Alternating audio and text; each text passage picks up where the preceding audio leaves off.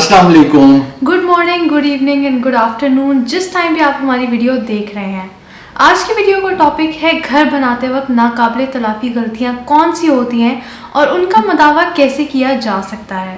तो चलें आपको वो ब्लंडर्स बताते हैं, लेकिन अगर आपने अभी तक हमारे चैनल को सब्सक्राइब नहीं किया तो फ़ौरन से इसको पहले सब्सक्राइब कर लें।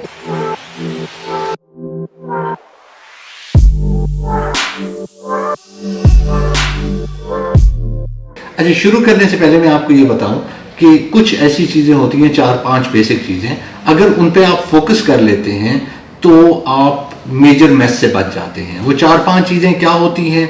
सबसे पहले राइट चॉइस ऑफ पीपल, उसके बाद प्लानिंग, फिर क्वालिटी कंट्रोल और फाइनली रेगुलर मॉनिटरिंग। इसके अलावा knowledge of construction is very important, लेकिन ये एक्सपेक्टेशन नहीं होती कि आपको कंस्ट्रक्शन का नॉलेज होगा।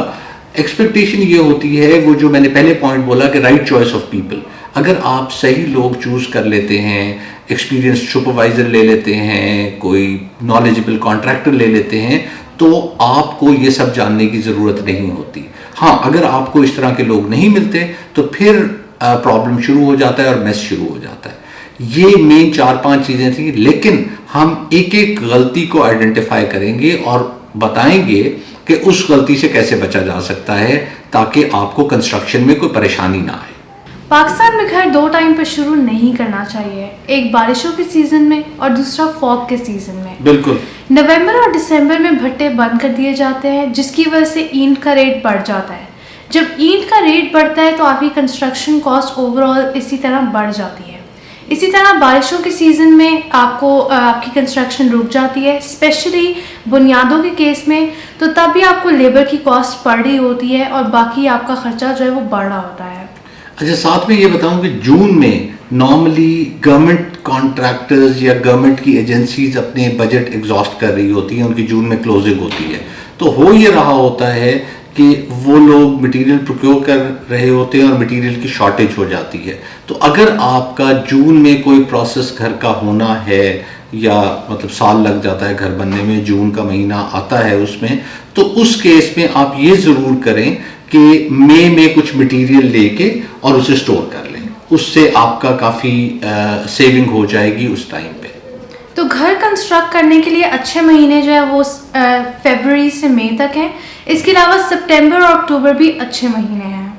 बहुत से लोग इसे गलती नहीं समझते, लेकिन मेरे ख्याल में ये एक मेजर गलतियों में से एक गलती है कि आपको घर बनाने के खर्च का ही नहीं पता या कॉस्ट का नहीं पता कि आपके घर पे कितना खर्च आएगा। अगर आपको नहीं पता तो घर ना शुरू करें, क्योंकि आप अच्छी निगोशिएशन नहीं कर सकेंगे ठेकेदारों से, आप लोगों से अच्छी डील्स नहीं ले सकेंगे। इसलिए आपको ये सारी डिटेल लेनी चाहिए। अगर आपको बिल्कुल समझ नहीं आ रही तो मैं ऊपर कुछ लिंक्स दे देता हूँ, हमारी कॉस्ट की वीडियोस हैं, उन कॉस्ट की वीडियोस को देखिए और उनसे एक अंदाज़ा लगा लें। वो आपको टेंटेटिव कॉस्ट देंगी, एक अंदाज़ा देंगी, उससे ज़्यादा कुछ नहीं। कॉस्टिंग आप करवा भी सकते हैं, क्योंकि कॉस्टिंग के बगैर आपको अच्छी डील नहीं मिलेगी। बिल्कुल। और अगर किसी भी स्टेज पर आपका मटेरियल ज़ाया हो रहा है या एक्स्ट्रा यूज़ हो रहा है या चोरी हो रहा है तो आपको पता नहीं चलेगा। एंड मोस्ट इम्पॉर्टेंटली, जैसे हमने बात की कि अगर आपको कॉस्ट का नहीं पता, कई बार ये मिसमैनेजमेंट इतनी ज़्यादा हो जाती है कि महीनों सालों तक घर शुरू ही नहीं हो पाता और आपको एक कॉस्ट होती है हर महीने जो पे करनी पड़ती है। उसके अलावा जितना भी आपने मटेरियल लगाया होता है वो ना सिर्फ डिप्रिशिएट कर रहा होता है, बल्कि उसको लगाने की वजह से जितनी देर वो लगा रहता है वो ख़राब भी साथ साथ हो रहा होता है। इसके साथ मैं सिर्फ इस जगह पे दोबारा रीइटरेट करूंगा, बिकॉज मेरे ख्याल में ये बहुत ज़रूरी है। अगर आप कॉस्टिंग करवा सकते हैं, आपका बजट है, तो किसी बंदे से कॉस्टिंग कराएं। अगर कॉस्टिंग का बजट नहीं है तो फिर खुद कोशिश करें कि आप किसी ना किसी तरह कैलकुलेट करें। और थर्ड ऑप्शन फिर ये है कि अगर आप दोनों काम नहीं कर सकते तो फिर कुछ वीडियोस देखें, कुछ ब्लॉग्स पढ़ें और उनसे आप एक अंदाज़ा लगाएं कि इस वक्त मार्केट में क्या पर स्क्वायर फीट रेट चल रहा है और आपका घर कितने का बनेगा। जब आप घर बना रहे होते हैं तो वर्किंग ड्राइंग्स और सबमिशन ड्राइंग्स दोनों में फ़र्क होता है। बहुत से लोगों को नहीं पता होगा कि वर्किंग ड्राइंग्स क्या होती हैं, सबमिशन ड्राइंग्स क्या होती हैं। तो यही मैं आपको बता दूं कि वर्किंग ड्राइंग्स क्या होती हैं और सबमिशन ड्राइंग्स क्या होती हैं। वर्किंग ड्राइंग्स वो ड्राइंग्स होती हैं जिसपे आपका घर बनता है साइट पे, और सबमिशन ड्राइंग्स वो ड्राइंग्स होती हैं जो सोसाइटी को जमा कराई जाती हैं। बहुत इंटरेस्टिंग है, आप खुद सोच रहे होंगे कि ये एक ही होनी चाहिए, लेकिन ऐसा नहीं होता, बिकॉज इसमें सोसाइटी की कुछ वायलेशंस होती हैं जो आपको बहुत कम पैसे देके आपको अलाउड होती हैं, तो आप स्पेसेस को यूज कर लेते हैं उसके हवाले से और वो वायलेशन कर लेते हैं। लेकिन दूसरी तरफ कुछ ऐसी वायलेशंस भी होती हैं जिन पे आपको कोई मेजर पेनल्टी पड़ती है, लाइक आपको कंप्लीशन सर्टिफिकेट नहीं दिया जाता, या वो आपको कह देते हैं कि आप यहां से घर को गिराएं और दोबारा से कंस्ट्रक्ट करें, तो वो मेजर पेनल्टीज हैं। छोटी मोटी पेनल्टीज जो है वो तो पड़ जानी चाहिए, वो खैर है। इसका हल ये है कि सबसे पहले तो आप ये कर सकते हैं कि कोई अथॉरिटी में से, सोसाइटी में से कोई जान पहचान निकाल के उनको अपनी वर्किंग ड्राइंग्स दिखा दें और उनसे पहले ही पूछ लें कि आप ये वायलेशंस करने जा रहे हैं और इससे ज़्यादा फ़र्क तो नहीं पड़ेगा। बहुत सी सोसाइटीज़ ऐसे होती हैं जो कि अपनी दिहाड़ी लगाने के लिए वायलेशंस के बहुत ज़्यादा पैसे लेती हैं, तो आप पहले से जो वायलेशंस कर रहे हैं उनके चार्जेस भी आप पता करा लें ताकि आपकी जो कंस्ट्रक्शन कॉस्ट है वो बहुत ज़्यादा आपको ना पड़े। या मे भी आप उस सोसाइटी में प्लॉट लें ही ना, मतलब उसे ही आप प्रेफर ना करें अगर आपने प्लॉट नहीं लिया तो। और ये सब आपने ड्राइंग्स करने से पहले दिखाना है, बाद में आपका घर रुकेगा, आपको ड्राइंग्स चेंज करवानी पड़ेंगी, तो बहुत ज़्यादा परेशानी आपको फेस करनी पड़ेगी। एक और बहुत बड़ी गलती जो हम लोग करते हैं वो ये है कि हम ड्राइंग्स बनवाते ही नहीं। हम बहुत होशियार बनते हैं, हम जाते हैं मुख्तलिफ घर देखते हैं, हमें कोई घर पसंद आता है, हम उसका नक्शा सोसाइटी से निकलवा लेते हैं, उस जगह से लेके, और उस पर हम एक ठेकेदार को वो नक्शा देते हैं और कहते हैं घर बनाना शुरू कर दो। तो ये होशियारी हम कर लेते हैं, लेकिन ऑनेस्टली स्पीकिंग वो घर आपके मुताबिक नहीं बना होता, उसमें सर्टेन कॉम्प्रोमाइजेस होते हैं जो आपने किए होते हैं, आपके लिए हो जाते हैं इवेंचुअली, क्योंकि आप वो वाला नक्शा इम्प्लीमेंट कर रहे होते हैं। उन कॉम्प्रोमाइजेस की, और मैं आपको ऑनेस्टली बताऊं कि घर जिंदगी में एक बार बनता है, जब घर एक बार बनता है तो उससे भी आप कॉम्प्रोमाइजेस के साथ बनाएं तो वो गलत होता है। ये तो सिर्फ एक इसका पॉइंट ऑफ व्यू है, इसे आप आर्ग्यू भी कर सकते हैं कि हमें बिल्कुल परफेक्ट आइडियल घर मिल गया। तो दूसरा पॉइंट मैं आपको बताता हूं कि जब आप किसी का नक्शा कॉपी करते हैं तो आपके पास डिटेल ड्राइंग्स ही नहीं होती। जब आपके पास डिटेल ड्राइंग नहीं होती तो ठेकेदार आपको एक तो बहुत चक्कर देता है, आप अपनी मर्जी से वो चीज़ें करता रहता है आगे पीछे और अपनी अच्छी अर्निंग निकाल जाता है। सेकेंडली वो कहीं आके फंस भी जाता है। मैंने काफ़ी केसेस देखे हैं, लोगों की स्टेयर्स जब बन रही होती हैं तो स्टेयर्स पे आके फंस जाते हैं कि स्टेयर्स के स्टेप्स पूरे नहीं हो रहे होते या आखिरी स्टेप ऊंचा रह जाता है, नीचा रह जाता है। ऐसे केसेस आपने भी देखे होंगे कि सारे स्टेप्स एक साइज के नहीं होते। इस तरह की मल्टीपल चीज़ें होती हैं जो हो जाती हैं बिकॉज आपने अपनी ड्राइंग्स नहीं बनवाई होती। इस केस में होता यह है कि फिर वो वापस आते हैं, घर वहां रुक जाता है जहां तक बना होता है, उसके बाद फिर वो आते हैं और ड्राइंग्स बनवाते हैं और घर रुका ही रहता है उस दौरान। और जब घर रुका रहता है तब भी आपको काफ़ी खर्चा पड़ रहा होता है, इसलिए पहले से नक्शा बनवाएं, उसकी डिज़ाइनिंग प्रॉपर करवाएं, यही इस परेशानी से बचने का हल है। बहुत से लोग इंटीरियर डिज़ाइनिंग नहीं करवाते और जब वो शॉप्स पे जाते हैं तो जो टाइल्स उन्हें पसंद आती हैं, जो फ्लोरिंग उन्हें पसंद आती है वो ख़रीद लेते हैं।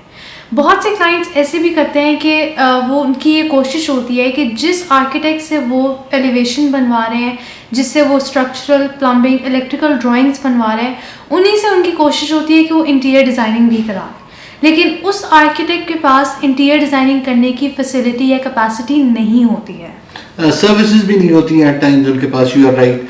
अच्छा, बेसिकली अगर आप इंटीरियर डिज़ाइन नहीं कराते तो आप एक मेजर गलती कर रहे होते हैं। बिकॉज मैं आपको इनसाइड आप बिजनेस स्टोरी अगर बताऊं तो वो ये है कि हमारी लीस्ट प्रॉफिटेबल सर्विस वो यही है, इंटीरियर डिज़ाइनिंग। इसका मतलब है बेस्ट वैल्यू ऑफ मनी आप लोगों को मिल रही होती है उसमें वो सर्विस अगर आप करवा रहे होते हैं, क्योंकि इसमें मेहनत बहुत ज़्यादा है, बहुत ज़्यादा। एक एक रूम को आपको डिज़ाइन करना होता है, एक एक रूम के 3D व्यूज़ बनाने होते हैं, उसमें चेंजेस हो रही होती हैं, उसमें डिस्कशन हो रही होती है, तो मल्टीपल चीज़ें हो रही होती हैं। और ज़रा आप ये सोचें कि आपने अगर इंटीरियर डिज़ाइन नहीं कराया और आपके एक भी कमरे का इंटीरियर डिज़ाइन गलत हो गया और आपको वो तुड़वाना पड़ गया तो कितना खर्चा आपका आ जाएगा उस पर, और जो अलग से हैसल होगी उसका तो जिक्र ही नहीं किया आपने। That's she is right.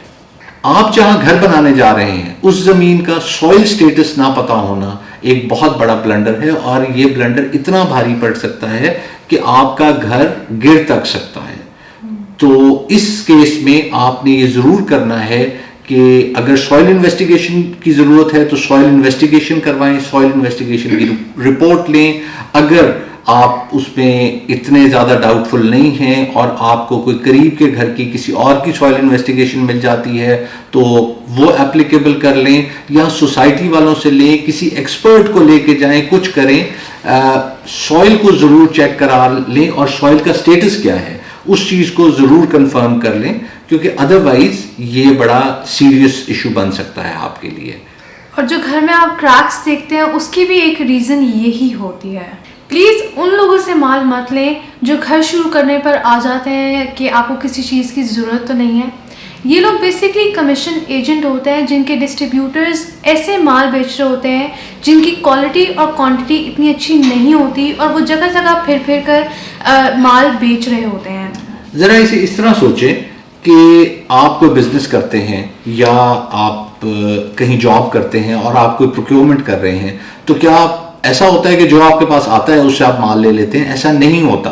आप मुख्तलिफ वेंडर्स को ढूंढते हैं, उन वेंडर्स की लिस्ट बनाते हैं, लिस्ट बनाने के बाद उसे एवेल्युएट करते हैं, उसका एनालिसिस करते हैं, मतलब मल्टीपल उसमें हम काम कर रहे होते हैं, और उसके बाद हम एक वेंडर को डिसाइड करते हैं कि उसे फाइनलाइज करना है। जब आपका अपना घर आ गया तो आप ये कर रहे हैं कि जो आएगा, जैसा माल देगा, जितने में देगा मैं उसे ले लूंगा, तो दैट्स नॉट फेयर।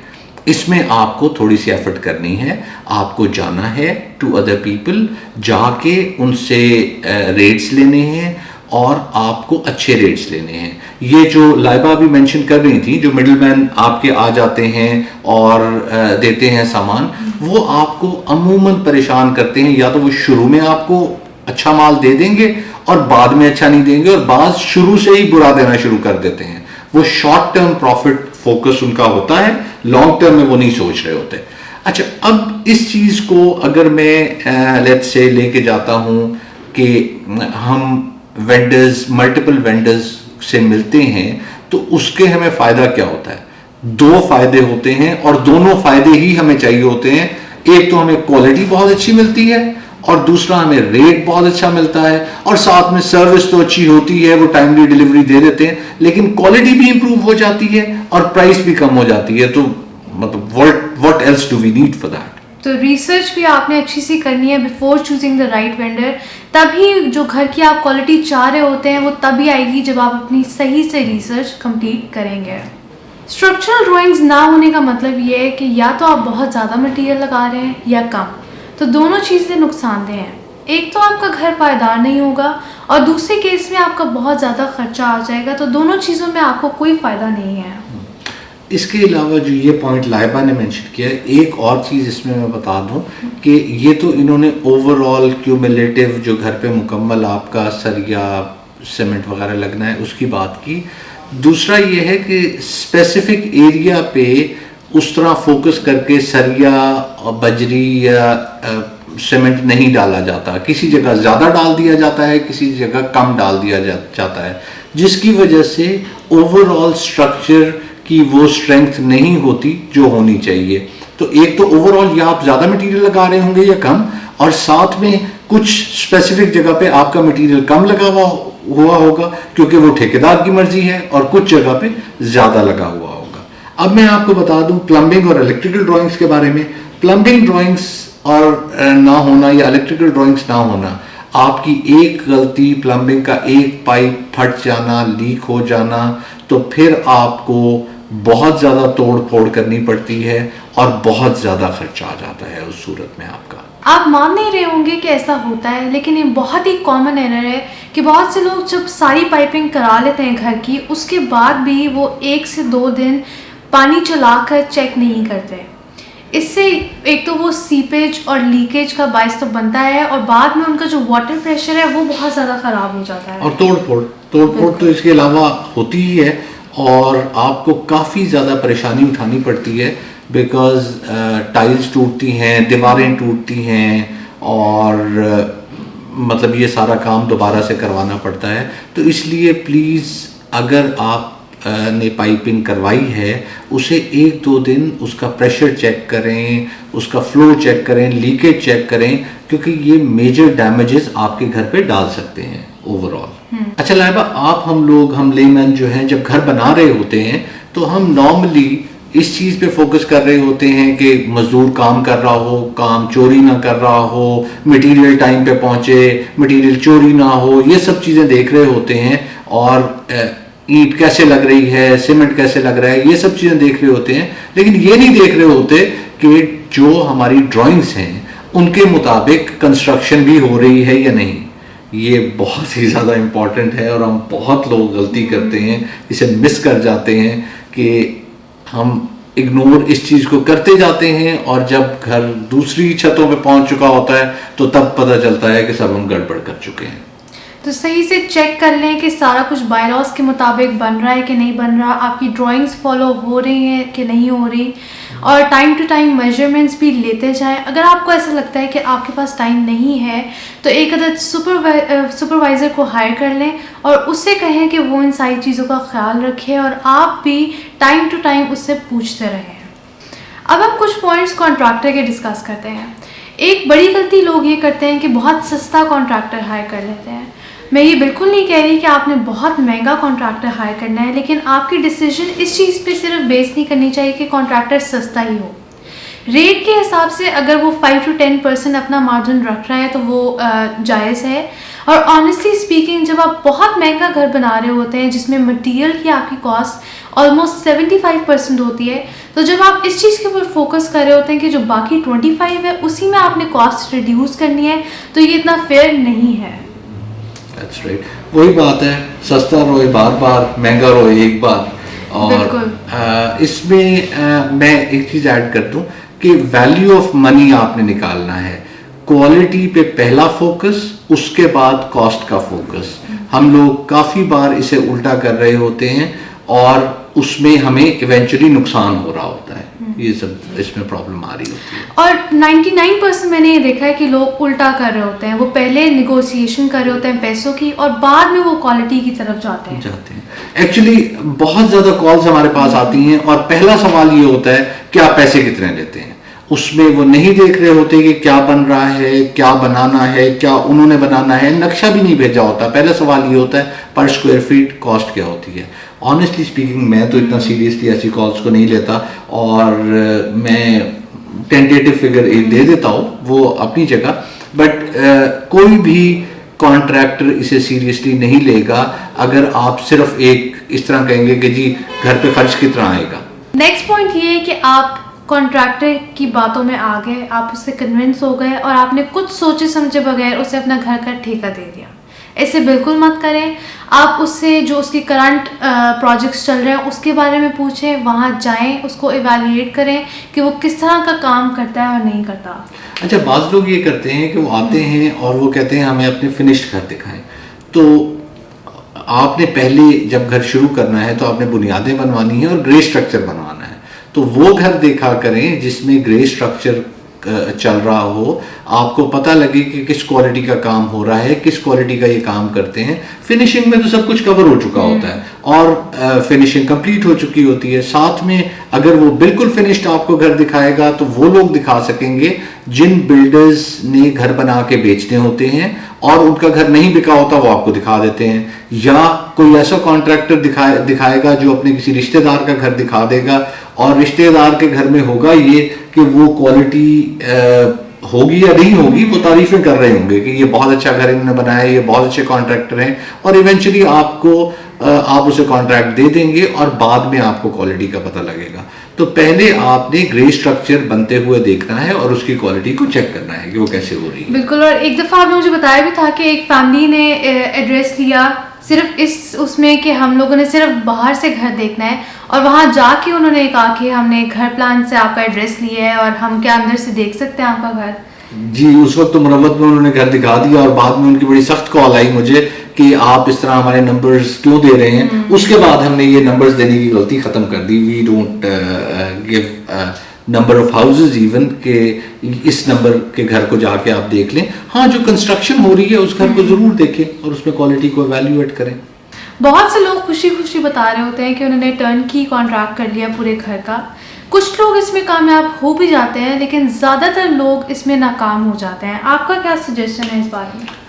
ऐसे ही है, मैं तो कहूँगा कि स्प्लिट करें अपने कॉन्ट्रैक्ट्स को ग्रे में और फिनिशिंग में।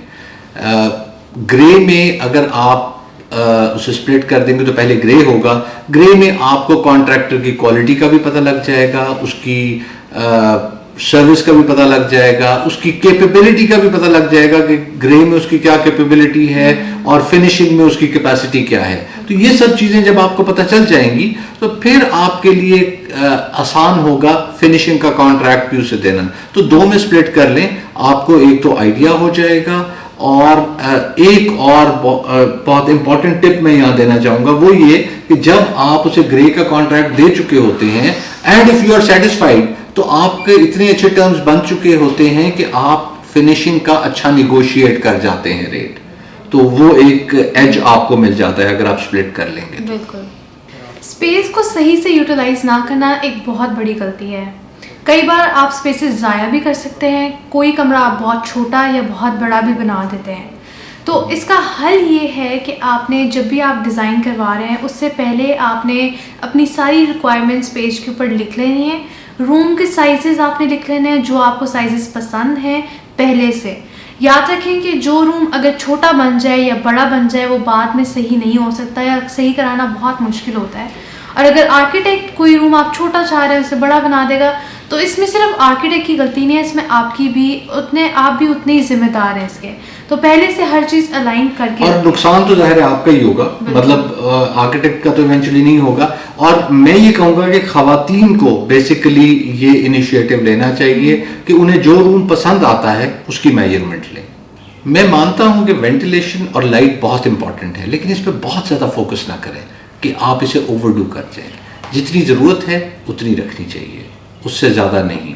उसके दो नुकसानात होंगे अगर आप ज़्यादा रखवा देंगे। एक तो आपका खर्च बढ़ जाएगा क्योंकि खिड़की बनाने पे खर्च ज़्यादा आता है एज़ कम्पेयर टू दीवार बनाने से।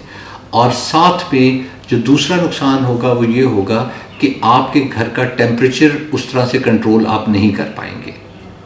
आर्किटेक्ट्स को भी बहुत ज़्यादा फोर्स मत करें ज़्यादा खिड़कियां रखने पे। इसके अलावा लाइट्स भी इलेक्ट्रिकल इंजीनियर को पता होता है कि कितनी होनी चाहिए। अगर आप 19-20 का उसमें फ़र्क करवाना चाहते हैं तो वो ठीक है, लेकिन बहुत ज़्यादा टाइम इसके ऊपर स्पेंड ना करें और एक्सपर्ट्स जो कर रहे हैं उनके ऊपर बिलीव करें। वैसे तो डिज़ाइनिंग और प्लानिंग में भी आपको जो डिलेज आते हैं वो जायज़ नहीं है, लेकिन प्लानिंग फेज में चलें। मैं मानता हूँ फिजिबिलिटी बन रही होती है, प्लान बन रहा होता है, थॉट प्रोसेस चल रहा होता है, डिलेज हो जाते हैं। उस डिले का नुकसान ये होता है कि वो आपका घर लेट शुरू होता है और इन्फ्लेशन का फैक्टर जो है वो एप्लीकेबल हो जाता है। जितना देर से शुरू करेंगे उतनी चीज़ें महंगी मिलेंगी और महंगी मिलेंगी तो आपका खर्च बढ़ जाएगा। लेकिन मैं फिर भी कहूँगा किसी हद तक वो जायज़ है। कंस्ट्रक्शन में डिलेज बिल्कुल जायज़ नहीं है क्योंकि वो इन्फ्लेशन का फैक्टर भी आ रहा होता है, कॉस्ट भी आपकी बढ़ रही होती है, आपकी जो आपका स्ट्रक्चर बना होता है वो भी सॉर्ट ऑफ डी वैल्यू हो रहा होता है, वो भी ख़राब हो रहा होता है। तो जब आप कंस्ट्रक्शन कर रहे हैं उसके दौरान रुकना वो बहुत महंगा आपको पड़ सकता है। कुछ रीजंस जिसकी वजह से ये डिले आती हैं, सबसे पहले फाइनेंशियल मैनेजमेंट, उसके बाद लेबर मैनेजमेंट, तीसरा मटेरियल प्रोक्योरमेंट और चौथा आपकी डिसीजन मेकिंग। ये 4 रीजंस होते हैं जिसकी वजह से कंस्ट्रक्शन रुक जाती है। और जब आप काम शुरू करें तो वेंडर्स और कॉन्ट्रैक्टर्स रिलायबल चूज़ करें और टाइमली डिसीजंस लें। मटेरियल अगर ख़त्म हो रहा है तो उसकी भी प्रॉपर मैनेजमेंट होनी चाहिए और पहले से मटेरियल प्रोक्योरमेंट पे आप काम शुरू करते हैं। गलत प्लॉट लेने से मेरे कहने का मकसद ये है कि कई बार आप ऐसा प्लॉट ले लेते हैं जिसमें स्पेस बहुत ज़ाया हो रही होती है और गलत सोसाइटी में कई बार लोग प्लॉट ले लेते हैं, अपनी रिक्वायरमेंट से ज़्यादा साइज़ का प्लॉट ले लेते हैं। और इसके अलावा कोई ऐसा प्लॉट भी कई बार लोग ले लेते हैं जिसमें जो आपके बजट से बाहर हो रहा होता है। तो ये सारी रीज़न्स हैं और इस रीज़न का सलूशन ये है कि आप एक्सपर्ट से ओपिनियन लें और पहले से अच्छी सी रिसर्च करें ताकि आपसे ये गलती ना हो। इससे अगला पॉइंट है बैंक फाइनेंसिंग के हवाले से। वो हर एक पे एप्लीकेबल नहीं होगा, कुछ लोगों पे एप्लीकेबल होगा, लेकिन वो डिस्कस करना यहाँ ज़रूरी था कि गलत बैंक फाइनेंसिंग ले लेना गलत बैंक फाइनेंसिंग ले लेने से मेरा मतलब है कि आपको उसकी कॉस्ट ज़्यादा पड़े, ज़्यादा खर्च आपका आना शुरू हो जाए, तो वो बुरा है। अगर आप अच्छी बैंक फाइनेंसिंग लेना चाह रहे हैं तो मुख्तलिफ बैंक से पैकेजेस लें, एक एक्सेल शीट बनाएं, उस पर एवेल्यूएट करें, एवेल्यूएट करके जिसकी डील बेस्ट है उसके साथ आप डील करें। अगर आप एक्सेल शीट, क्योंकि अमूमन लोग एक्सेल शीट पे ये एवेल्यूएशन जो कैलकुलेशंस हैं बैंकिंग की या एक्सेल उन्हें नहीं आता तो वो नहीं कर सकते, तो उसका बड़ा एक आसान सा मैं आपको हल बताता हूँ कि मुख्तलिफ बैंक से आप पूछ लें, वो बैंक्स आपको बता देंगे कि हम उन्हें आपने 2 वेरिएबल्स देने हैं, उन्हें सबको एक ही जैसे एप्पल टू एप्पल कंपैरिजन करना है। उन्हें आपने ये बताना है कि हमने कितने अरसे के लिए लोन लेना है और कितने अमाउंट का लोन लेना है। वो आपको मंथली किस्त कैलकुलेट करके बताएंगे। जब वो आपको मंथली किस्त कैलकुलेट करके बताएंगे, आप 4-5 बैंकों से ले लें, जिसकी सबसे कम है वो सबसे बेहतर, यहां तक वो सबसे बेहतर है। उसके बाद उनसे ये पूछें कि कौन सी फैसिलिटीज आप ऐसी दे रहे हैं इस लोन के हवाले से जो बाकी लोग नहीं दे रहे, बाकी बैंक्स नहीं दे रहे। वो फैसिलिटीज जब आपको वो बताएंगे, वो वेरीफाई कर लें बाकी बैंक से कि वो आपको वही फैसिलिटीज दे रहे हैं या नहीं दे रहे। अगर वो फैसिलिटी दे रहे हैं तो उसे क्रॉस कर दें, अगर वो फैसिलिटी नहीं दे रहे तो उसे टिक लगा दें और उसकी एक सर्टेन वेटेज दें अगर वो फैसिलिटी जेन्युइनली आपके लिए एप्लीकेबल है। इस तरह आप बेस्ट बैंक फाइनेंसिंग चूज कर सकते हैं और जो आपको एक्स्ट्रा पे करना पड़ेगा कई सालों के लिए और हर महीने पे करना पड़ेगा, उसे किसी हद तक कुछ कम कर सकते हैं। घर बनाने का फेज़ एक बहुत ही इमोशनल फेज़ होता है, लेकिन इसमें अगर आप डिसीजन मेकिंग करेंगे इमोशनल होके तो उसकी वजह से आप भी सफ़र करेंगे और आपकी फैमिली भी बहुत ज़्यादा सफ़र करेगी। जितनी भी डिसीजंस आप लें वो दिल से मत लें, दिमाग से लें, ताकि लॉन्ग टर्म के लिए आपके लिए वो डिसीजंस जो हैं वो बहुत ज़्यादा बेनिफिशियल साबित हों। जब आप घर बना रहे होते हैं तो उसमें आपके दोस्त, रिश्तेदार, आपके फैमिली वाले सब इन्वॉल्व होते हैं। ऐसा करना भी चाहिए, फैमिली वालों को इन्वॉल्व होना चाहिए, अपनी इनपुट देनी चाहिए, लेकिन प्लानिंग फेज में।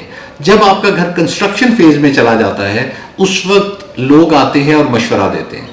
ये वैसे भी हम लोगों में एक बड़ी बहुत ज़्यादा टेंडेंसी है कि अगर हम किसी की तीमारदारी करने जाते हैं तो हम उसे मशवरे देते हैं, या किसी का घर बन रहा होता है तो उस वक्त भी जाके उसे मशवरे दे रहे होते हैं कि इस तरह कर लो, इस तरह कर लो।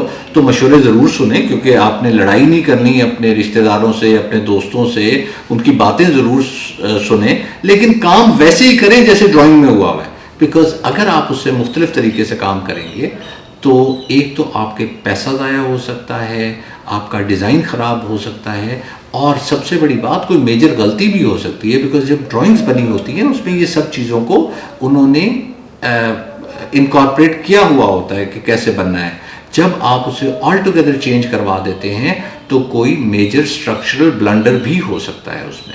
जब आप घर की लाइटिंग कर रहे होंगे तो आई वुड सजेस्ट कि लाइटिंग पहले से डिसाइडेड होनी चाहिए।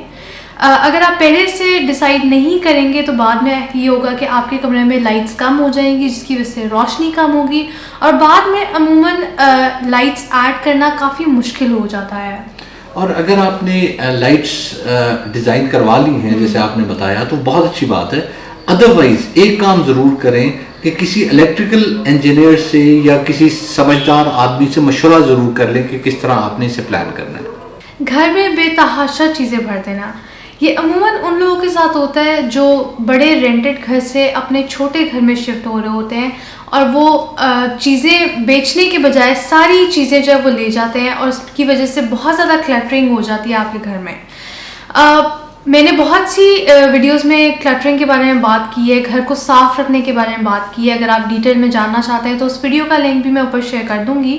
तो अगर आप चाहते हैं कि आपका घर साफ़ लगे, अच्छा लगे, तो उसको हमेशा उसमें बहुत ज़्यादा चीज़ें मत भरें और उसको डी क्लटर करें। उसमें जितनी भी एक्स्ट्रा चीज़ें हैं, इतनी चीज़ें नहीं होनी चाहिए कि आपके पास मूवमेंट करने का भी ऑप्शन ना हो उसके अंदर।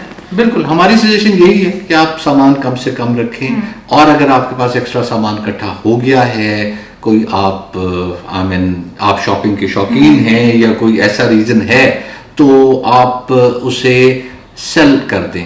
ये कराची में मैंने ट्रेंड देखा है, वो बड़े प्रूडेंटली एक्स्ट्रा सामान को सेल कर देते हैं। बट लाहौर और इस्लामाबाद में भी ये ट्रेंड नहीं आया। हम अपनी चीज़ें रखते हैं, वो अगर हम सेल कर देंगे या किसी ज़रूरतमंद को दे देंगे, उसके इस्तेमाल में आ जाएंगी और उसका भी फ़ायदा हो जाएगा। और ज़ाहिर है हमारे पास पहले स्पेस कम थी, हमारे पास स्पेस जैसे लाइबा बता रही थी, हमारे पास स्पेस निकल आएगी और हम उस पर कुछ और कर सकेंगे। निगोशिएशन ना करना भी मुनासिब नहीं, क्योंकि अमूमन इस इंडस्ट्री में लोगों ने मार्जिन रखा होता है। मटेरियल प्रोक्योरमेंट वालों ने मटेरियल सप्लायर्स ने, इसी तरह आपके जो लेबर कॉन्ट्रैक्टर्स हैं उन्होंने, उन सब ने मार्जिन अपने रखे हुए होते हैं जो निगोशिएशन के बाद में उन्होंने छोड़ने होते हैं। अच्छा, लोग भी अमूमन निगोशिएट करते हैं, लेकिन कुछ ऐसे मौके आ जाते हैं जब निगोशिएशन नहीं होती। उस मौके से परहेज करनी है हमें। परहेज किस तरह करना है हमें जी उस मौके से?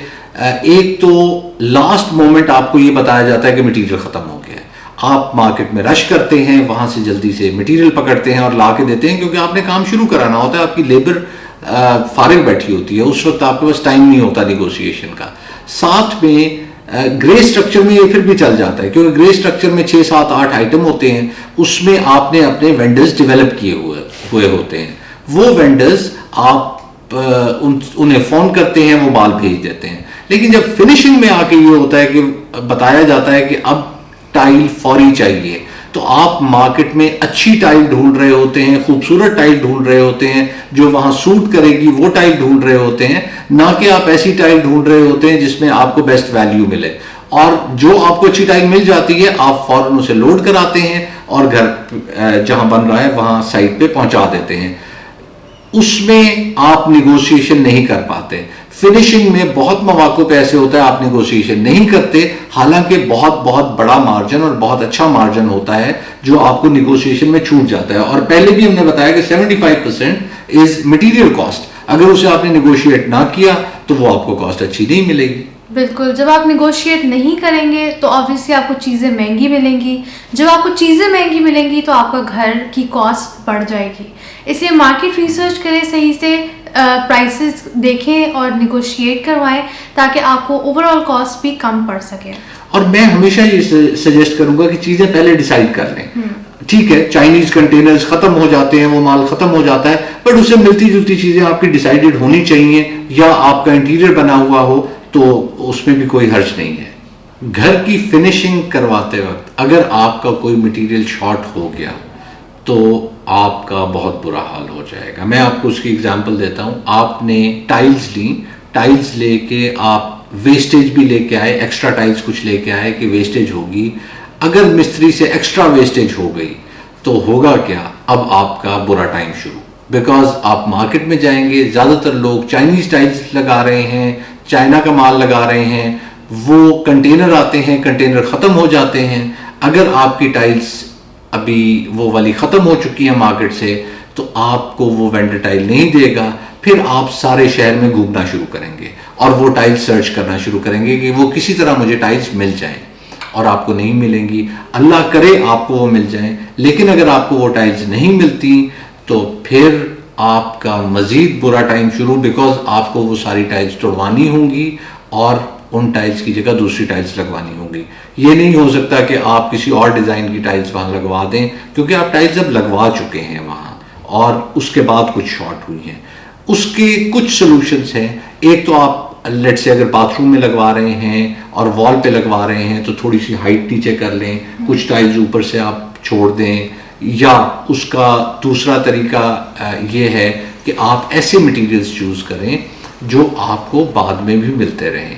वो मटेरियल्स ना लें जो मार्केट में एक दफ़ा आए और उसके बाद ख़त्म हो गए। बहुत फैंसी थे, बहुत अच्छे थे, लेकिन एक दफ़ा आए, उसके बाद उनका फैशन भी ख़त्म हो गया, उनका मिलना भी ख़त्म हो गया। तो उन मटेरियल से आप बिल्कुल परहेज़ करें। ये पॉइंट हमें शायद प्रायोरिटी में बहुत ऊपर रखना चाहिए था, लेकिन हमने इसे बाद में डिस्कस इसलिए किया बिकॉज हम बहुत सी और वीडियोस में भी ये पॉइंट डिस्कस कर चुके हैं, और मेरे ख्याल में ये पॉइंट बहुत अहम है। आपके पास फंड्स होने चाहिए घर बनाने के लिए। वैसे तो पूरे हों तो बहुत अच्छी बात है, अगर पूरे नहीं हैं तो जितने फंड्स आपके पास हैं वो कम से कम 50% जितना आपका टोटल बजट आना है उतने होने चाहिए। अदरवाइज आपको परेशानी काफ़ी इसमें हो सकती है। बिल्कुल। इसके अलावा कोई सोल्यूशन नहीं है ये कि आपके पास एटलीस्ट इतने पैसे 50% एटलीस्ट आपके पास हो, तभी घर को शुरू करें। बहुत से लोग हमसे पूछते हैं नए तजुर्बों के बारे में, एंड हम उन्हें वो रिकमेंड नहीं करते अनटिल एंड अनलेस हमने वो चीज़ खुद ट्राई एंड टेस्ट नहीं की होती।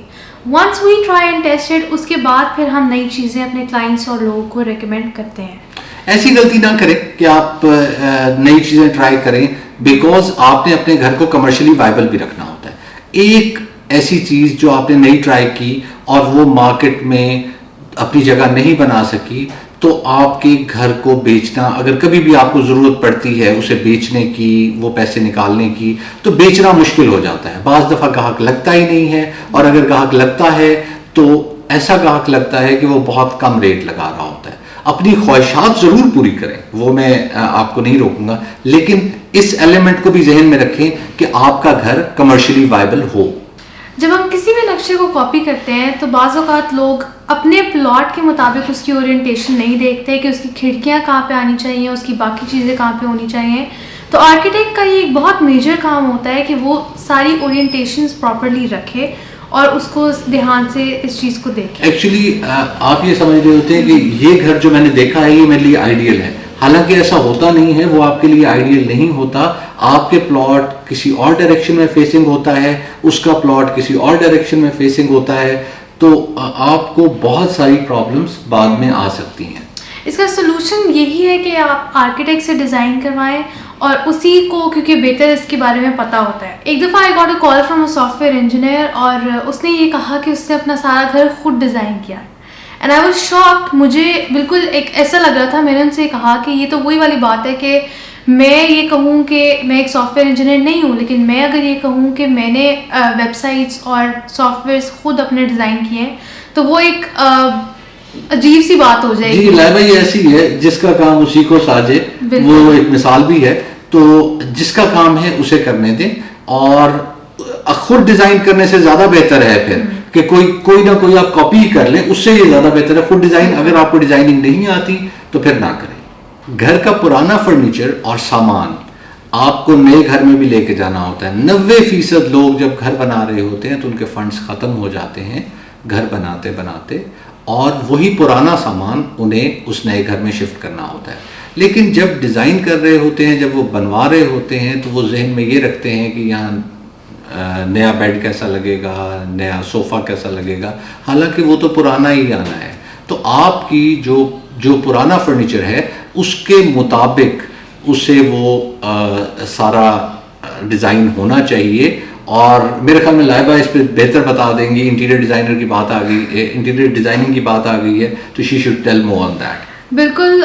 हम अगर पुराना सामान ही अगर आप अपना लेके जा रहे हैं तो आपने इस चीज़ का ख्याल रखना है कि जब आप इंटीरियर डिज़ाइनिंग करवा रहे हैं तो आप अगर बेशक आप अपना पुराना सामान यूज़ कर रहे हैं, लेकिन वो आपके इंटीरियर जो आप नया बनवा रहे हैं उसके साथ मैच करना चाहिए, नहीं तो एक फर्म, एक यूनिटी वाली फीलिंग नहीं आएगी। तो मेक श्योर कि जब नया भी इंटीरियर डिज़ाइनिंग करा रहे हैं तो ज़रूर अपने पुराने फर्नीचर को माइंड में रखें। अच्छा, 10% लोग लाइबा ये होता है कि वो नया फर्नीचर ला रहे होते हैं और उनके पास इतने पैसे होते हैं, उन्होंने प्लान किया होता है इस तरह से, तो वो बेशक उसके मुताबिक सोचते हैं, लेकिन बाकियों को पुराने फर्नीचर को जहन में रखना चाहिए। आपके आर्किटेक्ट और आपके स्ट्रक्चरल इंजीनियर को ये चाहिए कि आपकी कॉस्ट ऑप्टिमाइज करें। बहुत से क्लाइंट्स, क्योंकि मेरे पास कुछ प्लान्स बाद में आते हैं हमारे पास और हम देख रहे होते हैं और डिस्कस कर रहे होते हैं, क्लाइंट्स कहते जाते हैं कि इस कमरे को छोटा कर दो, इस कमरे को बड़ा कर दो, उसके मुताबिक छोटे बड़े कमरे होते जाते हैं, और फिर पता चलता है कि एक अजीबोगरीब चीज़ बन गई है जिसमें बहुत बीम्स आ रही हैं, बहुत कॉलम्स आ रहे हैं, और उसे ऑप्टिमाइज नहीं किया गया, तो कॉस्ट तो आपकी बहुत ऊपर चली जाती है। और इस तरह आप कमरे डिज़ाइन नहीं करना चाहिए। आपको थोड़ा सा आर्किटेक्ट पे ट्रस्ट करना चाहिए, और आर्किटेक्ट और स्ट्रक्चरल इंजीनियर को आपकी कॉस्ट ऑप्टिमाइज भी करनी चाहिए। बहुत ज़्यादा बीमें देना, हाँ जहाँ रिक्वायर्ड है ज़रूर वहाँ आनी चाहिए जहाँ आपकी रिक्वायरमेंट है, लेकिन हर जगह बीम्स घुसेड़ देना वो भी कोई समझदारी का काम नहीं है। और इसका सोल्यूशन यही है कि आप ड्राइंग्स के मुताबिक चलें और अपने लिए एक अच्छा और रिलायबल कॉन्ट्रैक्टर हायर करें। कभी कभी ऐसा होता है, बहुत ज़्यादा नहीं होता, कि ठेकेदार ना तजर्बाकार हो या ठेकेदार बेईमान हो, तो वो बीम्स मिस कर जाता है बीच में से। इसका बहुत बड़ा इम्पैक्ट आ सकता है, क्रैक्स आ सकते हैं आपके घर में, आपकी कोई दीवार वगैरह गिर भी सकती है, मल्टीपल प्रॉब्लम्स आ सकते हैं। ये भी हो सकता है कि वो इंटेंशनली करे या अनइंटेंशनली करे। बाज़ दफ़ा उसे ना तजर्बाकार मैंने इसलिए इस्तेमाल किया, बाज़ दफ़ा उसे ड्राइंग्स ही पढ़नी नहीं आती और वो कोई चीज़ ऐसी मिस कर जाता है जो स्ट्रक्चर में बहुत इंपॉर्टेंट है। इसी तरह बाज़ दफ़ा पैसे बचाने के लिए ये करते हैं, तो इस तरह की चीज़ ये चलती रहती है, इससे बहुत परहेज़ करनी है। तो इसको मैनेज, इस तरह के अगर कोई मसला है तो उसको मैनेज करने का सलूशन यही है कि आप एक तो ड्राइंग्स के मुताबिक चलें एंड सेकेंडली आप एक अच्छा रिलायबल और पढ़ा लिखा कॉन्ट्रैक्टर हायर करें। लैक ऑफ प्लानिंग और एंड टाइम पर फैसले करना दोनों हमारे टाइम और बजट को बहुत ज़्यादा अपसेट और अफेक्ट कर सकता है। कई बार हमने जो बजट सोचा होता है उससे 1.5 गुना ज़्यादा बजट में हमारा घर कंप्लीट होता है। इसी तरह जो टाइम हमने एक एज्यूम किया होता है कि इस टाइम में हमारा घर कंप्लीट होगा, उससे भी कहीं ज़्यादा टाइम लग जाता है। थोड़ा बहुत डिफरेंस आ जाता है टाइम और बजट में, लेकिन इतना ज़्यादा नहीं आना चाहिए कि हमारे मेजर डिसीजंस उससे अफेक्ट होने लग जाए। जी, एक्चुअली आप स्केड्यूल ले लें अगर कॉन्ट्रैक्टर से पहले ही कि वो क्या टाइमलाइंस मीट करेगा हर स्टेप के। हम पहला जाके सवाल ये पूछते हैं कि घर कितने अरसे में मुकम्मल करोगे, तो वो अगर कहता है लेट से 6 महीने, मैं एग्जाम्पल के तौर पे बोल रहा हूँ, अगर 6 महीने कहता है तो 3 महीने गुजर जाते हैं, वो कहता है भी 3 महीने पड़े, 5 महीने गुजरते हैं, तो फिर आपको पता लगता है कि कितना फ़र्क आया है। इसलिए जब आपको स्केड्यूल मिल जाता है तो हर स्टेप पे जो डिलेज आ रही होती हैं या जो जल्दी काम हो रहा होता है वो आपको नज़र आ रहा होता है और आपकी मॉनिटरिंग उससे बहुत इफ़ेक्टिव हो जाती है। साथ में वेरिएशंस ना करें, आखिरी वक्त की जो वेरिएशंस होती हैं, जो आपके डिसीजंस में तब्दीलियां आ रही होती हैं, वो इतना बुरा इम्पैक्ट डाल रही होती हैं ऑन कॉस्ट एंड टाइम कि आपको अंदाज़ा भी नहीं है। फॉर एग्जाम्पल, मैं कॉन्ट्रैक्टर हूँ, मैं अपनी लेबर लेके आया हूँ साइट पे और आपने कहा कि ये काम नहीं कराना, अब ये काम कराना है, तो हो सकता है उसके लिए डिफरेंट लेबर चाहिए और वो 4 घंटे का काम हो, तो 4 घंटे के लिए जो मैं लेबर लाया था उन्हें मैं वापस नहीं भेज सकता, उन्हें मैं साइट पे बिठा दूंगा और नई लेबर लाने पे शायद मुझे 2 घंटे और लगे, तो 6 घंटे वो लेबर फारिग बैठी रहेगी और काम चलता रहेगा। इसलिए वेरिएशन ऑर्डर्स अगर बनते हैं तो वो आपको ज़्यादा कॉस्ट नज़र आती है, जो कि आपको नहीं करना चाहिए। इस तरह आप अपना स्केड्यूल मीट कर लेंगे और अपना घर टाइमली बना लेंगे। बहुत से मिस्त्री और मजदूर फारिग बैठने के लिए आपको पहले से नहीं बताते कि मटेरियल ख़त्म होने वाला है, तो आप खुद पहले से ये चेक कर लें कि अगर कंस्ट्रक्शन साइट पर मटेरियल ख़त्म होने वाला है तो उनको प्रोवाइड कर दें ख़त्म होने से पहले। अपने कॉन्ट्रैक्टर से भी यही कहें कि मटेरियल ख़त्म होने से 1-2 दिन पहले आपको ज़रूर बता दें, ताकि मटेरियल ख़त्म होने के बायस आपका काम ना रुक सके। अगली गलती जो आपसे हो सकती है वो ये है कि घर किसी और मकसद के लिए आप बना रहे थे और घर किसी और मकसद के लिए बना लिया। मैं मेजर टाइप्स बता देता हूँ घर किस मकसद के लिए बनता है। या आप खुद रहना होता है आपने घर में, या किराए पे देना होता है, या ओवरसीज़ पाकिस्तानीज होते हैं वो घर बना लेते हैं, कभी कभी आते हैं घर में और रिहाइश पजीर होते हैं और फिर वो घर बंद रहता है, या बेचने के लिए बनाना होता है। तो 4 मेजर मकसद होते हैं आपके घर बनाने के। उसमें अगर हम देखें तो अगर आपने ओवरसीज़ पाकिस्तानी हैं, कभी कभी आके रहना है, तो आप बहुत हाईटेक घर नहीं बनाएंगे, बहुत खर्च नहीं करेंगे। किराए पे देना है तो ज़्यादा खर्च नहीं करेंगे। खुद रहने के लिए घर बनाना है तो आप ज़्यादा खर्च करेंगे, या बेचने के लिए भी आपको ज़्यादा बजट वाला घर बनाना होता है, क्योंकि उसका फ़ायदा फिर आप उस तरह गेन ले रहे होते हैं। अगर आप जिस मकसद के लिए आपने घर बनाया है उसके लिए आप घर को नहीं बनाते, यानी कि आपने अपने रहने के लिए घर बनाया और बाद में आप किराए पे दे देते हैं, तो फिर you are wasting a lot of money.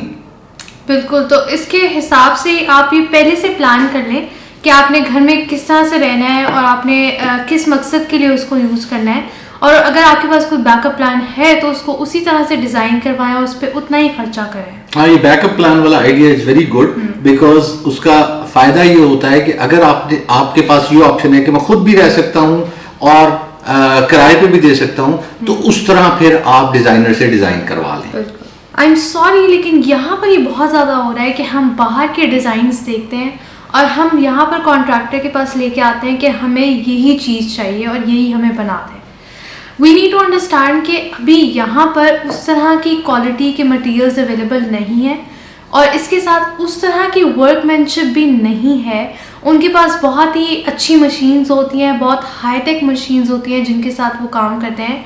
तो जब हम यहाँ से अगर कंपेयर करें तो वो क्वालिटी और वो लुक यहाँ पर नहीं आएगी। कई लोग एक्चुअली कमिट कर भी लेते हैं कि जी हम बना देंगे, आप जाते हैं लेके जाते हैं, वो कहते हैं जी हम बना देंगे, और उसके बाद जब वो चीज़ नहीं बनती तो लड़ाइयाँ शुरू हो जाती हैं। देखिए, घर आप बना रहे हैं अपने पीस ऑफ माइंड के लिए, और बनाने के प्रोसेस में भी पीस ऑफ माइंड आपको होना चाहिए। लड़ाई के मकसद से ना हम घर बना रहे हैं, इसलिए जो यहाँ की मार्केट में अवेलेबल है उन्हीं चीज़ों पे इत्तेफाक करें और उन्हीं चीज़ों से घर बनाएं। अगली गलती लोग ये करते हैं कि घर बनाते वक्त फ्यूचर को इनकॉर्पोरेट नहीं करते। जब आप अपना घर बना रहे होंगे तो ज़रूर फ्यूचर के बारे में सोचें और उसको इनकॉर्पोरेट करें। यहाँ पर बहुत इजीली समझाने के लिए मैं एक एग्जांपल देती हूँ कि हमारे एक क्लाइंट थे जिन्होंने ग्राउंड, फर्स्ट और सेकंड फ्लोर बनवाया, और उसके बाद उनकी एक ही बेटी थी, उसकी शादी हो गई और बाकी बच्चे बाहर चले गए, तो वो घर उन्हें बहुत बड़ा बड़ा लगने लगा। जी, जब भी आप घर बना रहे हो तो उसमें मल्टीपल ऑप्शंस आपके पास होती हैं। फ्यूचर को थोड़ा सोचें, अगर आपके बच्चों ने बाहर जाना है या ऐसा जो अभी हमने एग्जांपल दी, अगर ऐसा कोई आपके साथ भी होना है तो उसे इस तरह प्लान कर लें कि वो सिंगल यूनिट के तौर पे भी इस्तेमाल हो सके और आप उसे सेपरेट यूनिट्स भी कर सकें। आप रेंट कर सकें एक पोर्शन को, एक पोर्शन में खुद रह सकें, क्योंकि उस घर की फिर मेंटेनेंस भी काफ़ी हो जाती है। जाहिर है फिर एज ज़्यादा हो जाती है, सफाई वगैरह, मुलाजिम रखना, वो सब कुछ मुश्किल हो जाता है। तो इस चीज़ का ख्याल रखें कि आपने फ्यूचर में कितनी स्पेस यूज़ करनी है। अगर आपको कोई वेरिएशन करानी है, घर में तब्दीली होती है, तब्दीली का लफ्ज़ आ गया तो तब्दीली आजकल बड़ा बज़वर्ड है, उसे रिटन फॉर्म में ज़रूर लें। बिकॉज अगर आप वर्बली कर लेते हैं उसमें चेंज, तो वर्बल का ये नुकसान होता है कि एंड में आपको भी याद नहीं रहती और ठेकेदार ने वो सारी चीज़ें लिखी हुई होती हैं और वो अपने हिसाब से उसका इम्पैक्ट ले रहा होता है। आपको कॉस्ट का जो भी उसका इम्पैक्ट है वो ज़रूर जानना है। अगर आप कोई यकदम भी चेंज करवा लेते हैं, मतलब आप गए हैं साइट पे और आपने कहा ये चेंज कर दो, तो उसे साथ में ये कहना है कि अगले 2-3 दिन के अंदर वो चेंज तो कर दो लेकिन उसका कॉस्ट इम्पैक्ट मुझे दो, ताकि वहीं आपको अंदाज़ा हो जाए कि वो वेरिएशन ऑर्डर में आपसे डंडी तो नहीं मार रहा। वेरिएशन ऑर्डर थोड़े एक्सपेंसिव होते हैं क्योंकि उस वक्त आपको सारी चीज़ें प्लान करनी होती हैं, लेकिन एट टाइम्स कॉन्ट्रैक्टर बहुत ज़्यादा एक्सपेंसिव कर देते हैं, तो उस चीज़ से आप परहेज करें। अगला पॉइंट ये है कि नक्शा खुद मत बनाएं, लेकिन आपकी जो रिक्वायरमेंट लिस्ट है और विश लिस्ट है उसको ज़रूर अलग-अलग बनाएं, और उसके बाद आप आर्किटेक्ट के पास जाएं। बिल्कुल ब्लाइंडली आर्किटेक्ट के पास मत जाएं। एक अच्छा आर्किटेक्ट अगर आपकी जो भी रिक्वायरमेंट्स है और अगर आप किसी चीज़ को गलत कंसीव कर रहे हैं तो उसका ये काम है कि वो आपको बताए कि आप इसको इस तरह से कर लें। आपके पास अपनी एक विश लिस्ट होनी चाहिए, अपनी high priority, low priority, least, मतलब एक प्रायोरिटी लिस्ट बना लें। मीडियम प्रायोरिटी कर लें, लो प्रायोरिटी कर लें, वो जितना भी आप वो लेके आप जाएं आर्किटेक्ट के पास, तो आपको ज़्यादा आपकी भी बेहतर अंडरस्टैंडिंग होगी उस चीज़ को लेके। अच्छा, इसके बाद कुछ लोग ये कहते हैं कि जी हम ए क्वालिटी के घर का क्या खर्चा आएगा, A+ का क्या आएगा, A++ का क्या आएगा। ये इंडस्ट्री में बातें हैं जो होती हैं, A++ या A या B। एक्चुअली हो सकता है आपके लिए जो A हो मेरे लिए A+ हो, तो ये कोई बेंचमार्क नहीं है। अब आप घर बनाने जा रहे हैं, you have to be very very specific. आपको जानना है कि कौन सा मटेरियल लगेगा, कितने की टाइल लगेगी, कौन सा सीमेंट लगेगा, कौन सा सरिया लगेगा। तो ठेकेदार की इस बात पे मत आए कि मैं A क्वालिटी घर बनाऊंगा, मैं A+ क्वालिटी घर बनाऊंगा। स्पेसिफिक्स लिखवाएं कि ये ब्रांड होगा, इसकी ये टाइल्स होंगी, प्लिंथ बीम होगी, DPC होगी, क्या होगा। आपको 4-5-6 घंटे लगेंगे, आपने अगले 1 साल वो घर बनाना है। लेट से अगर कनाल का घर है 1 साल लग जाता है और आपने साल हर साल उस घर में रहना है, तो 4-5-6 घंटे लगा के ये सब चीजें जॉट डाउन कर लें। अच्छे कॉन्ट्रैक्टर्स के पास ये सब चीजें लिखी हुई होती हैं और वो चीज़ों को चेंज कर देते हैं और उसके हिसाब से आपको कॉस्ट दे देते हैं। तो A+ क्वालिटी, A क्वालिटी, ये इनका कोई स्टैंडर्ड नहीं है। कोई उसमें कोई ब्रांड इस डाल देता है, कोई ब्रांड डाल देता है, तो उस पर ना जाए, बट वेरी स्पेसिफिक होके अपना काम करें। इसमें जो एक और गलती मैं बताने जा रहा हूं, बहुत लेट बता रहा हूं, लेकिन क्योंकि कम लोग करते हैं लेकिन करते हैं, वो ये है कि डीपीसी या प्लिंथ बीम पे कॉम्प्रोमाइज। मेरे ख्याल में इट्स अ क्राइम, आपको ये नहीं करना चाहिए। फिर सी पे जाती है, फिर घर में क्रैक्स आते हैं, मल्टीपल इश्यूज होते हैं। इसलिए प्लीज इस पे कोई कॉम्प्रोमाइज ना करें। जो स्टैंडर्ड्स हैं, हमने और वीडियोस में स्टैंडर्ड्स आपको बताए हुए हैं, तो you have to do a bit of hard work और दूसरी वीडियोस हमारी देखें, ताकि उससे आपको पता चले कि क्या स्टैंडर्ड्स हैं। बिकॉज बहुत लंबी वीडियो हो जाएगी अगर मैं उन डिटेल्स में पढ़ गया यहाँ। तो इस चीज पे किसी भी सूरत कॉम्प्रोमाइज मत करें और डीपीसी या प्लिंथ बीम पूरी डालें। लास्ट गलती जो लोग करते हैं, शुक्र है आप लास्ट गलती पे आ गई, बिकॉज इतनी सारी गलतियां आपने निकाल ली हुई हैं इस सारे प्रोसेस में कि लोग डर ना जाएं कि घर बनाना भी चाहिए या नहीं बनाना चाहिए। But let's move on. Last गलती की तरफ चलते हैं, और वो ये है कि जो आपकी बाउंड्री वॉल है उसमें स्पेस नहीं होनी चाहिए। अगर आप घर बना रहे हैं और आपके साथ बाउंड्री वॉल है, तो अपनी साथ वाली बाउंड्री वॉल में स्पेस ना छोड़ें, क्योंकि उसमें जब पानी आ जाता है तो उसमें सीपेज का बहुत मसला होता है। मैं थोड़ा सा एलैबोरेट कर दूं इसे। बेसिकली आपकी बाउंड्री वॉल और हमसाई की बाउंड्री वॉल, ये दो वॉल्स में अगर बीच में गैप आ गया तो जब भी बारिश होगी तो यहां से पानी चला जाएगा और आपकी वॉल में भी सीपेज आ जाएगी, हमसाई की वॉल में भी सीपेज आ जाएगी। अगर आपका ये सीपेज का मसला है तो समझ लीजिए आप एग्जिस्टिंग किसी घर में रह रहे हैं, आपका ये सीपेज का मसला है, तो समझ लीजिए कि, और हमसाई के घर में भी सीपेज आ रही है, आपके घर में भी सीपेज आ रही है, तो समझ लीजिए कि इसी वजह से हो रही है ये। बिल्कुल। और ये थी सारी गलतियां जो हमने आज की वीडियो में कवर की। हो सकता है कि कोई गलती हमने मिस कर दी हो और कोई ऐसी गलती हो जो हमें नाकाबिले तलाफी ना लगती हो, तो वो आप कमेंट सेक्शन में हाईलाइट कर सकते हैं। अब हमें दीजिए इजाज़त, फिर मिलेंगे नेक्स्ट वीडियो में। हमारी लेटेस्ट वीडियोस देखना ना भूलिएगा, और अगर चैनल को सब्सक्राइब नहीं किया तो इसको फौरन सब्सक्राइब कर लें। टिल नेक्स्ट टाइम, अल्लाह हाफिज़। Thank you very much and अल्लाह हाफिज़। पाकिस्तान में घर दो टाइम पर शुरू नहीं करना चाहिए, एक बारिशों के सीजन में और एक फॉग के सीजन में। बिल्कुल।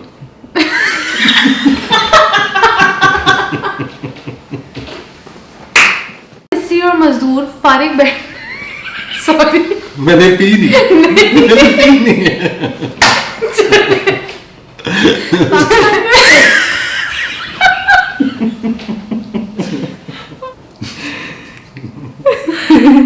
चले